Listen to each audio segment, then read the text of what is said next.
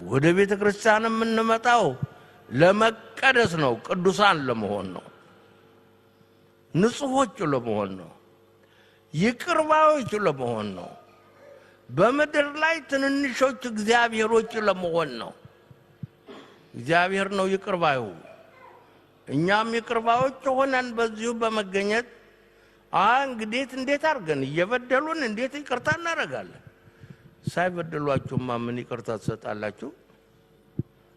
ሳይበደል ሲበደል ነው እንጂ በሚበደሉበት ጊዜ ጸጋ እግዚአብሔር በቅንነት ከተቀበሉት እኮ የእግዚአብሔር ስጦታ በስጦታ ላይ እኮ ነው የሚያስገኘው። ስለዚህ በይቅር ባይነት ወደ ቤተ መቅደስ እንመጣለን። ይቅርታ አድርገን ከመጣን ደግሞ በቤተ መቅደስ ለኛ የተዘጋጀውን ቅዱስ ሥጋውን ክቡር ደሙን መብላት ነው፣ መጠጣት ነው። ልጆች ዛሬ እንደው ዝም ብለን ተንጠራርተን በራሳችን ላይ ልንወስን እንችላለን። ነገሳ ቻላል እንደዚህ የማን ነው ነገ? የኔና የናንተ ነው። እናውቃለን ምን እንደሚሆን ነገ። እያየን አይደለም በወንድሞቻችን በእህቶቻችን። ታዲያስ እስከ መቼ ድረስ ነው? ግድ የለም ለዛሬ ለሚቀጥለው ሳምንት የሚቀጥለው ዓመት የሚቀጥለው 5 ዓመት ማነሽ እነማነን እንደዚህ ማለት የምንችለው? ታዲያ መቼ ነው የሚደረገው ይሄ ሁሉ? ዛሬ ነው። ዛሬ መቼ ነው? ያለንበት ዕለት ሁሉ ዛሬ ነው። ያለንበት ዕለት በዛሬው ነው። ሁላችሁም በሰላም በፍቅር። ይሄ ደግሞ ነገሊት የሚያሰኝ አይደለም። ሁሉም ነው። ሁሉም የዚህ ባለ ዕዳ ከኔ ጀምሮ እኔ ፓትርያርኩ አይደለሁ። ከኔ ጀምሮ ሊቃነ ጳጳሳቱ ፓትርያርኩ ባለ ዕዳ ከሆኑ ሊቃነ ጳጳሳቱም ባለ ዕዳዎች ናቸው። ካህናቱም ባለ ዕዳዎች ናቸው። ሊቃውንቱም ባለ ዕዳዎች ናቸው። እያወቁ የሚያጠፉ ሁላችንም በእግዚአብሔር ፊት እኩል ነን። ሁላችንም በእግዚአብሔር ፊት ግዴታ አለብን። እገሌ እንዲህ አድርጎ በድሎኝ መቼስ እንዴት አድርጌ አቤት አቤት የሚመለከተው ሰው እኮ ያስቃል ይመስለኛል። አባባላችን፣ አመለካከታችን አቅም ያለን የምንመስል ማድረግ የምንችለው ያለን አቅም ያለን ሰዎች መስለን። ልጆቼ አቅማችን እግዚአብሔር ብቻ ነው። አቅማችን ወደ እግዚአብሔር ፊት መጎንበስ ብቻ ነው። መስገድ ጥሩ ነው፣ ግን መስገድ አይደለም። እኔ የምለው ያለ ልባችን እንዲሰግድ ያስፈልጋል። መልካሙን ነገር ይዞ ወደ እግዚአብሔር ፊት መቅረብ ያስፈልጋል። ወደ ቤተ ክርስቲያን መምጣት የተገባ ነው። ምክንያቱም ትምህርቱ የሚገኘው እዚህ ነው። ከተደመጠ እዚሁ ነው ተለውጠን የምንመለሰው። ነገር ግን ተሸላልመን እዚሁ መተን ይቅርታችሁን እኔም ተሸልሜ ነው የመጣሁት። ተሸላልመን እዚሁ በመምጣት እዚሁ እንዴት ከረማችሁ ተባብለን በመውጣታችን አንጸድቅም። የሚገባንን ክብር አናገኝም።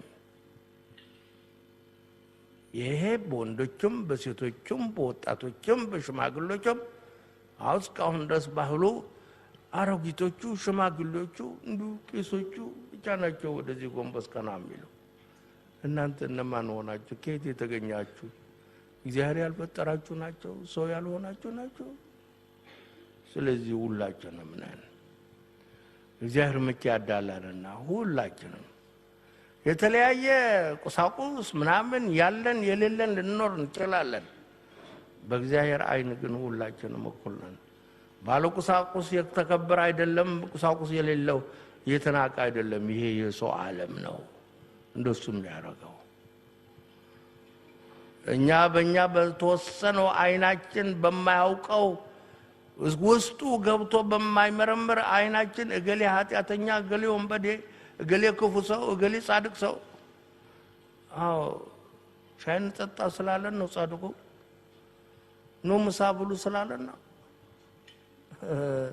ልጆቼ እግዚአብሔር የሚያየው ልብ ነው የሚያየው ላውላውን አይደለም።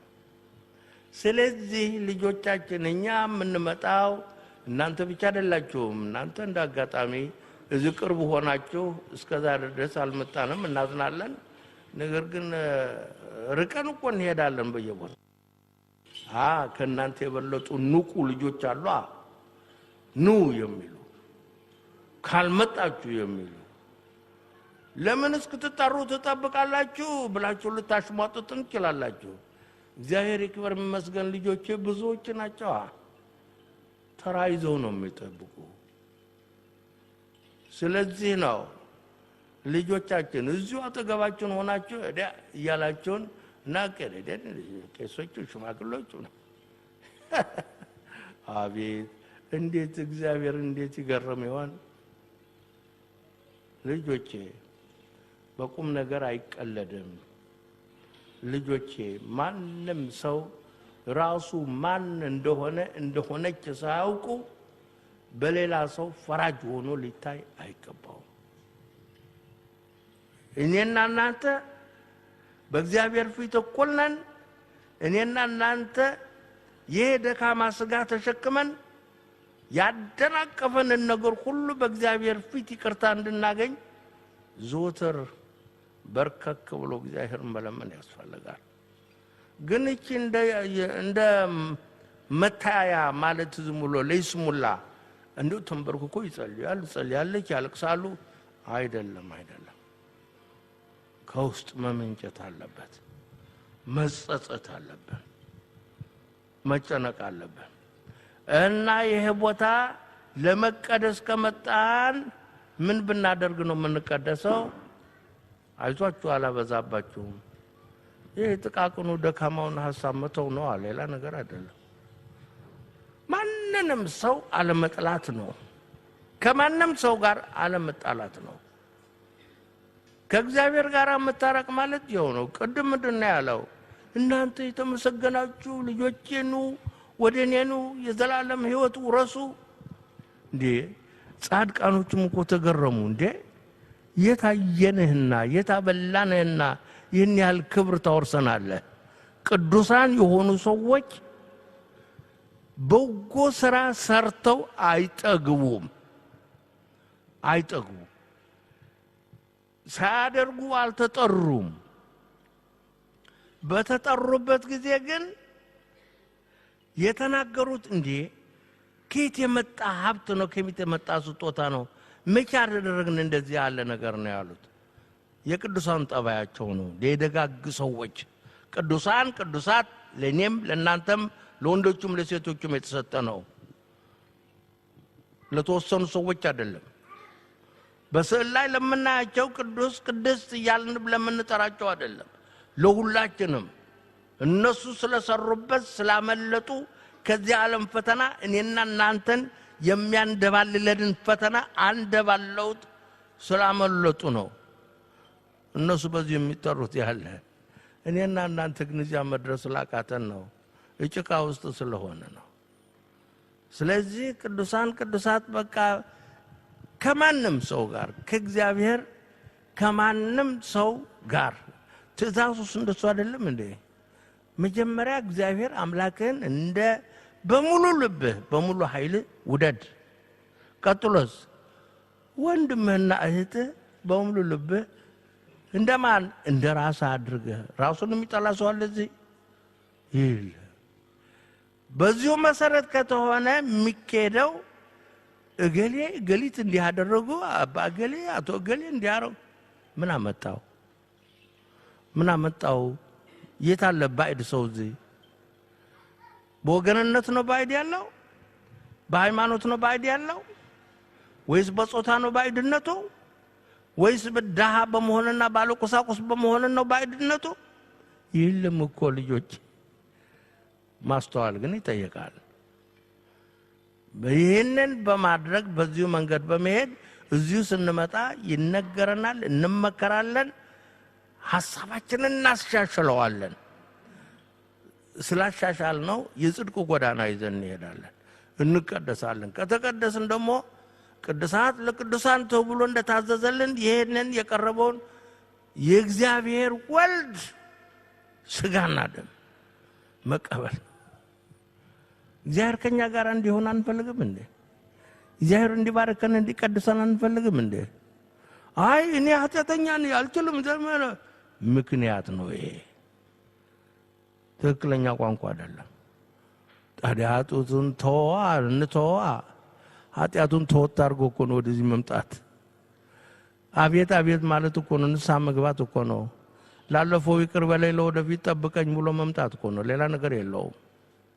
ስለዚህ ልጆቻችን አባቶች ከሩቅ ሀገር ከሀገራችሁ መጥተው እናንተን ለመጠየቅ ነው የመጡት። እናንተን ለመጠየቅ ገና እነሱ ከሰዓት በኋላም ያስተምሯችኋል። እኔ ግን አሁን ትንሿ አሁን ትምህርት አልነበረም አልተለመደም አሉ። አይ ቁሮብ ሳልላቸው አልሄድም ብዬ ነው እዚህ የመጣሁት። ዝም ብሎ ተሸላልማችሁ አሁን ልናያችሁ አይደለም። አልተዘጋጃችሁም ይሆናል። ግን ሁል ጊዜ ተዘጋጅቶ ነው መቅረብ። የግል ኑሮ እንኳን እንደው ዘላቂ ነው ተብሎ ያተወሰነበት ቢሆን ያንን የምንሻው የምንለምነውን ነገር እስኪሳካ ድረስ በሕግ በስርዓት ነው መጠበቅ ነው፣ በሌላ አይደለም። ይህ ደግሞ አገራችን አይደለም፣ ሰው ሀገር ነን። የእግዚአብሔር ሀገር ያልሆነ ሀገር የት ነው? የእግዚአብሔር ፍጡር ያልሆነ ፍጡር ማን ነው? የእግዚአብሔር ጆሮ የማይሰማበት ሀገር የት ነው? እግዚአብሔር ክፉና ደግ የሚሆንበት ቦታም የለውም። እግዚአብሔር የባህሪ ነው፣ የባህሪ ገንዘቡ ነው ሁለመናው። ልጆቻችን እንግዲህ ለመቀደስ ለመጣን አላስፈላጊ የሆኑትን እኛ የፈጠርናቸውን እኛ ያቀነባበርናቸውን ነገሮች ሁሉ ከተውን ቅዱሳት ነን። ከዛ በኋላ መጽሐፍ ቅዱስ እንዳለው አባቶች እንዳስተማሩን ቅዱስ ሥጋውን ክቡር ደሙን ከበላን ከጠጣን እግዚአብሔር ከኛ ጋር ነው። በተረፈ ግን አወቅን በማለት እኔ ዛሬ አልተመቸም እንደዚህ አልተመቸም እያልን በማሻሻል በማሸጋሸግ የምንኖርበትን ዓለም ማንንም አላታልንም፣ ራሳችንን ነው። እግዚአብሔር የሚያመልጠው ነገር አለ ይሆን? አይደለም የኔ ልጆች። ስለዚህ በርቱ፣ አይዟችሁ። እንደው የትም ሀገር ሆናችሁ ቅዱሳን በቅድስናችሁ በኢትዮጵያዊነታችሁ ታወቁ። ቁንጅና ሞልቷችኋል እኮ ሞልቷል። እንደናንተ የመሰለ ቆንጆም የለ በእውነቱ የሚያምርበት። ወንዶችም ሴቶችም ወንዶቹ ፈጣጥ አድርገው ያውኛል እንደው እንትን ያልኩ መስሏቸው ወደዚህ። እኔ ሁላችሁንም ነው የምለው ያለ ሁላችሁም። ነገር ግን ዋናው ቁንጅናው የትኛው መሰላችሁ? ጠባይ ነው፣ የውስጥ ጠባይ ነው። ምን አይነት ጠባይ? ቅንነት ነው፣ ሃይማኖት ነው።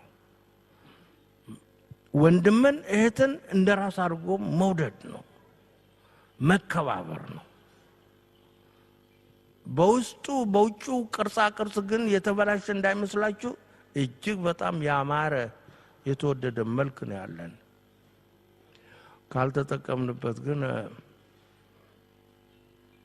ጥሩ አይደለም። እና ልጆቼ እግዚአብሔር ይባርካችሁ ይቀድሳችሁ። በዚህ ባላችሁበት ሀገር እናንተን የሚመስሉ በተለያየ ክፍላተ ዓለማት ያሉ ወንድሞቻችንና እህቶቻችን ሐሳባቸውን፣ እቅዳቸውን፣ ስራቸውን ሁሉ አሟልቶ ባርኮ ቀድሶ በሰላም በፍቅር በአንድነት በስምምነት አኑረው ጉዳያቸውን እንደፈጽሙ ወደ ሀገራቸው እንዲመለሱ ቅዱስ ፈቃድ ይሆነልን። እግዚአብሔር ይባርካችሁ። አቡነ ዘበሰማያት ዋሉ። ወደ ቤተ ክርስቲያን የምንመጣው ለመቀደስ ነው፣ ቅዱሳን ለመሆን ነው፣ ንጹሖች ለመሆን ነው፣ ይቅር ባዮች ለመሆን ነው፣ በምድር ላይ ትንንሾች እግዚአብሔሮች ለመሆን ነው። እግዚአብሔር ነው ይቅር ባዩ። እኛም ይቅር ባዮች ሆነን በዚሁ በመገኘት እንዴት አድርገን እየበደሉን እንዴት ይቅርታ እናደርጋለን? ሳይበደሏችሁማ ምን ይቅርታ ትሰጣላችሁ?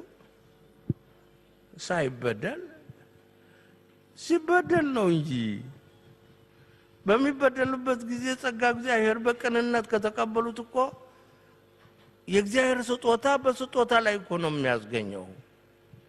ስለዚህ በይቅር ባይነት ወደ ቤተ መቅደስ እንመጣለን። ይቅርታ አድርገን ከመጣን ደግሞ በቤተ መቅደስ ለኛ የተዘጋጀውን ቅዱስ ሥጋውን ክቡር ደሙን መብላት ነው፣ መጠጣት ነው። ልጆች ዛሬ እንደው ዝም ብለን ተንጠራርተን በራሳችን ላይ ልንወስን እንችላለን። ነገሳ ቻላል እንደዚህ የማን ነው ነገ? የኔና የናንተ ነው። እናውቃለን ምን እንደሚሆን ነገ። እያየን አይደለም በወንድሞቻችን በእህቶቻችን። ታዲያስ እስከ መቼ ድረስ ነው? ግድ የለም ለዛሬ ለሚቀጥለው ሳምንት የሚቀጥለው ዓመት የሚቀጥለው 5 ዓመት ማነሽ እነማንን እንደዚህ ማለት የምንችለው? ታዲያ መቼ ነው የሚደረገው ይሄ ሁሉ? ዛሬ ነው። ዛሬ መቼ ነው? ያለንበት ዕለት ሁሉ ዛሬ ነው። ያለንበት ዕለት በዛሬው ነው። ሁላችሁም በሰላም በፍቅር። ይሄ ደግሞ ነገሊት የሚያሰኝ አይደለም። ሁሉም ነው። ሁሉም የዚህ ባለ ዕዳ ከኔ ጀምሮ እኔ ፓትርያርኩ አይደለሁ። ከኔ ጀምሮ ሊቃነ ጳጳሳቱ ፓትርያርኩ ባለ ዕዳ ከሆኑ ሊቃነ ጳጳሳቱም ባለ ዕዳዎች ናቸው። ካህናቱም ባለ ዕዳዎች ናቸው። ሊቃውንቱም ባለ ዕዳዎች ናቸው። እያወቁ የሚያጠፉ ሁላችንም በእግዚአብሔር ፊት እኩል ነን። ሁላችንም በእግዚአብሔር ፊት ግዴታ አለብን። እገሌ እንዲህ አድርጎ በድሎኝ መቼስ እንዴት አድርጌ አቤት አቤት! የሚመለከተው ሰው እኮ ያስቃል ይመስለኛል። አባባላችን፣ አመለካከታችን አቅም ያለን የምንመስል ማድረግ የምንችለው ያለን አቅም ያለን ሰዎች መስለን። ልጆቼ አቅማችን እግዚአብሔር ብቻ ነው። አቅማችን ወደ እግዚአብሔር ፊት መጎንበስ ብቻ ነው። መስገድ ጥሩ ነው፣ ግን መስገድ አይደለም። እኔ የምለው ያለ ልባችን እንዲሰግድ ያስፈልጋል። መልካሙን ነገር ይዞ ወደ እግዚአብሔር ፊት መቅረብ ያስፈልጋል። ወደ ቤተ ክርስቲያን መምጣት የተገባ ነው። ምክንያቱም ትምህርቱ የሚገኘው እዚህ ነው። ከተደመጠ እዚሁ ነው ተለውጠን የምንመለሰው። ነገር ግን ተሸላልመን እዚሁ መተን ይቅርታቸውን እኔም ተሸልሜ ነው የመጣሁት። ተሸላልመን እዚሁ በመምጣት እዚሁ እንዴት ከረማችሁ ተባብለን በመውጣታችን አንጸድቅም። የሚገባንን ክብር አናገኝም። ይሄ በወንዶችም በሴቶችም በወጣቶችም በሽማግሌዎችም እስካሁን ድረስ ባህሉ አሮጊቶቹ ሽማግሌዎቹ እንዲሁ ቄሶቹ ብቻ ናቸው ወደዚህ ጎንበስ ቀና የሚሉ። እናንተ እነማን ሆናችሁ? ከየት የተገኛችሁ? እግዚአብሔር ያልፈጠራችሁ ናቸው? ሰው ያልሆናችሁ ናቸው? ስለዚህ ሁላችንም ነን። እግዚአብሔር መቼ ያዳላልና ሁላችንም የተለያየ ቁሳቁስ ምናምን ያለን የሌለን ልንኖር እንችላለን። በእግዚአብሔር ዓይን ግን ሁላችንም እኩል ነን። ባለ ቁሳቁስ የተከበረ አይደለም፣ ቁሳቁስ የሌለው የተናቀ አይደለም። ይሄ የሰው ዓለም ነው እንደሱ የሚያደርገው። እኛ በእኛ በተወሰነው ዓይናችን በማያውቀው ውስጡ ገብቶ በማይመረምር ዓይናችን እገሌ ኃጢአተኛ፣ እገሌ ወንበዴ፣ እገሌ ክፉ ሰው፣ እገሌ ጻድቅ ሰው። ሻይን ጠጣ ስላለን ነው ጻድቁ? ኑ ምሳ ብሉ ስላለን ነው? ልጆቼ እግዚአብሔር የሚያየው ልብን ነው የሚያየው፣ ላውላውን አይደለም። ስለዚህ ልጆቻችን እኛ የምንመጣው እናንተ ብቻ አይደላችሁም። እናንተ እንዳጋጣሚ እዚህ ቅርብ ሆናችሁ እስከዛሬ ድረስ አልመጣንም፣ እናዝናለን። ነገር ግን ርቀን እኮ እንሄዳለን በየቦታው።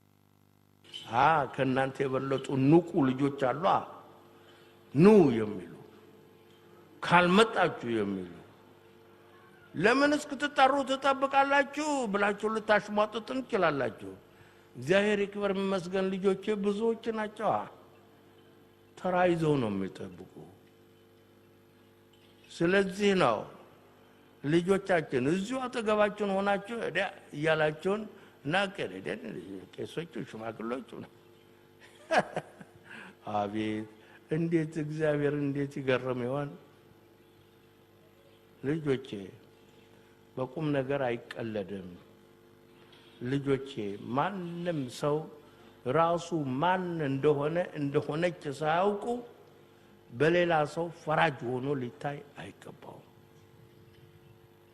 እኔና እናንተ በእግዚአብሔር ፊት እኩል ነን እኔና እናንተ የደካማ ስጋ ተሸክመን ያደናቀፈን ነገር ሁሉ በእግዚአብሔር ፊት ይቅርታ እንድናገኝ ዘወትር በርከክ ብሎ እግዚአብሔር መለመን ያስፈልጋል ግን እቺ እንደ መታያ ማለት ዝም ብሎ ለይስሙላ እንደው ተንበርክኮ ይጸልያለች ያለቅሳሉ አይደለም ከውስጥ መመንጨት አለበት መጸጸት አለበት መጨነቅ አለበት እና ይሄ ቦታ ለመቀደስ ከመጣን ምን ብናደርግ ነው የምንቀደሰው አይዟችሁ አላበዛባችሁም ይሄ ጥቃቅኑ ደካማውን ሐሳብ መተው ነው ሌላ ነገር አይደለም ማንንም ሰው አለመጥላት ነው ከማንም ሰው ጋር አለመጣላት ነው ከእግዚአብሔር ጋር መታረቅ ማለት ይኸው ነው ቅድም ምንድነው ያለው እናንተ የተመሰገናችሁ ልጆቼ ኑ ወደኔ ኑ የዘላለም ሕይወት ውረሱ እንዴ ጻድቃኖችም እኮ ተገረሙ እንዴ የታየንህና የታበላንህና ይህን ያህል ክብር ታወርሰናለህ ቅዱሳን የሆኑ ሰዎች በጎ ሥራ ሰርተው አይጠግቡም ሳያደርጉ አልተጠሩም በተጠሩበት ጊዜ ግን የተናገሩት እንዴ ከየት የመጣ ሀብት ነው ከየት የመጣ ስጦታ ነው መቼ አደረግን እንደዚህ ያለ ነገር ነው ያሉት የቅዱሳን ጠባያቸው ነው የደጋግ ሰዎች ቅዱሳት ለኔም ለናንተም ለወንዶቹም ለሴቶቹም የተሰጠ ነው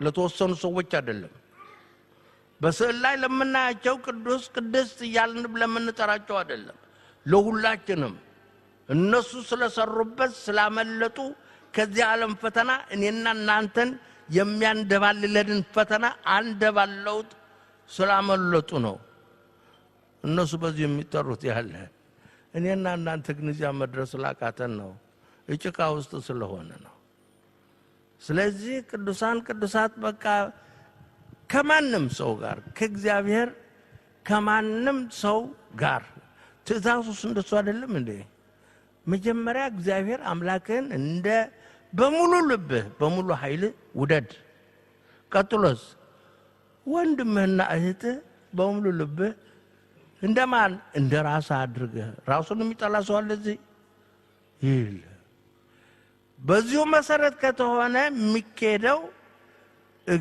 ገሊት እንዲያደርጉ አባ ገሊ አቶ ገሊ እንዲያረው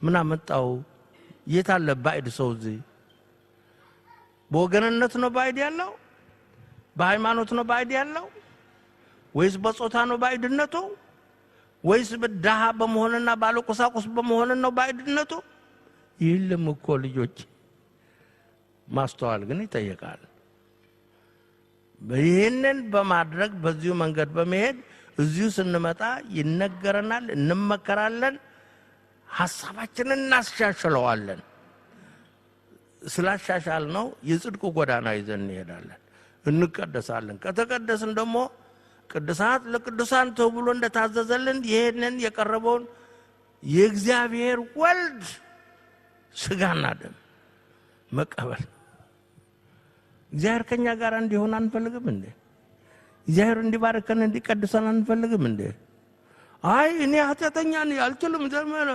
ምክንያት ነው ይሄ ትክክለኛ ቋንቋ አይደለም ታዲያ ኃጢአቱን ተወዋ ኃጢአቱን ተወት አድርጎ እኮ ነው ወደዚህ መምጣት አቤት ማለት እኮ ነው ንስሐ መግባት እኮ ነው ላለፈው ይቅር በለኝ ለወደፊት ጠብቀኝ ብሎ መምጣት እኮ ነው ሌላ ነገር የለውም ስለዚህ ልጆቻችን አባቶች ከሩቅ ሀገር ከሀገራችሁ መጥተው እናንተን ለመጠየቅ ነው የመጡት። እናንተን ለመጠየቅ ገና እነሱ ከሰዓት በኋላም ያስተምሯችኋል። እኔ ግን አሁን ትንሿ አሁን ትምህርት አልነበረም አልተለመደም አሉ። አይ ቁሮብስ አልላቸው አልሄድም ብዬ ነው እዚህ መጣሁት። ሙሉ ተሸላልማችሁ አሁን ልናያችሁ አይደለም አልተዘጋጃችሁም ይሆናል። ግን ሁሉ ጊዜ ተዘጋጅቶ ነው መቅረብ። የግል ኑሮ እንኳን እንደው ዘላቂ ነው ተብሎ ያተወሰነበት ቢሆን ያንን የምንሻው የምንለምነውን ነገር እስኪሳካ ድረስ በሕግ በስርዓት ነው መጠበቅ፣ በሌላ አይደለም። ይህ ደግሞ አገራችን አይደለም፣ ሰው ሀገር ነን። የእግዚአብሔር ሀገር ያልሆነ ሀገር የት ነው? የእግዚአብሔር ፍጡር ያልሆነ ፍጡር ማን ነው? የእግዚአብሔር ጆሮ የማይሰማበት ሀገር የት ነው? እግዚአብሔር ክፉና ደግ የሚሆንበት ቦታም የለውም። እግዚአብሔር የባህሪ ነው፣ የባህሪ ገንዘቡ ነው ሁለመናው። ልጆቻችን እንግዲህ ለመቀደስ ለመጣን አላስፈላጊ የሆኑትን እኛ የፈጠርናቸውን እኛ ያቀነባበርናቸውን ነገሮች ሁሉ ከተውን ቅዱሳት ነን። ከዛ በኋላ መጽሐፍ ቅዱስ እንዳለው አባቶች እንዳስተማሩን ቅዱስ ሥጋውን ክቡር ደሙን ከበላን ከጠጣን እግዚአብሔር ከኛ ጋር ነው።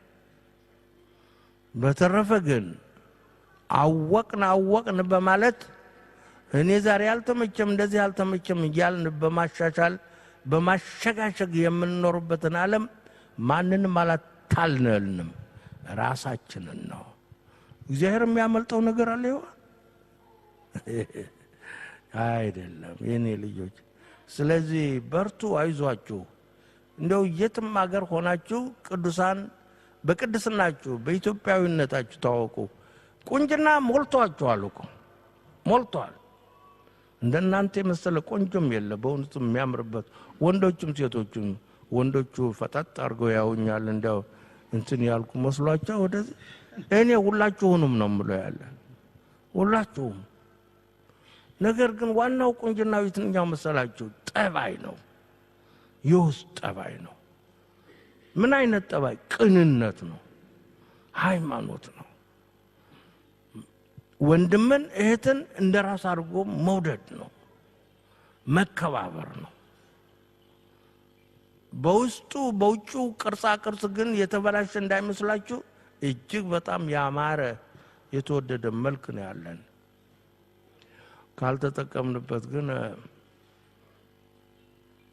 ጥሩ አይደለም። እና ልጆቼ እግዚአብሔር ይባርካችሁ ይቀድሳችሁ። በዚህ ባላችሁበት ሀገር እናንተን የሚመስሉ በተለያየ ክፍላተ ዓለማት ያሉ ወንድሞቻችንና እህቶቻችን ሐሳባቸውን፣ እቅዳቸውን፣ ስራቸውን ሁሉ አሟልቶ ባርኮ ቅዱሶ በሰላም በፍቅር በአንድነት በስምምነት አኑረው ጉዳያቸውን እንደፈጽሙ ወደ ሀገራቸው እንዲመለሱ ቅዱስ ፈቃድ ይሆነልን። እግዚአብሔር ይባርካችሁ። አቡነ ዘበሰማያት በሉ።